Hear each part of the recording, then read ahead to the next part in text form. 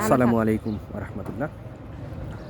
আমি এখন অবস্থান করছি নওগাঁর রানীনগর উপজেলা রানীনগর উপজেলার শাহগোলা স্টেশনে। এখানে বেশ বিখ্যাত এক ধরনের চা পাওয়া যায়, যেটাকে বলা হয় মটকা চা।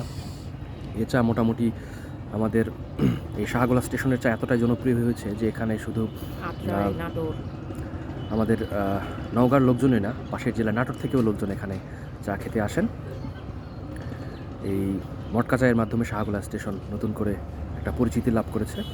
গত বছরে এসেছিলাম আমি এখানে চা খেতে, আজকে আবার হুট করে আসা হলো এবং এই প্রচণ্ড শীতের মধ্যে দুপুরবেলাতেও যেখানে রোদের দেখা মিলছে না, এই চাটা বেশ উপভোগ্যই বলা যায়। আপনারাও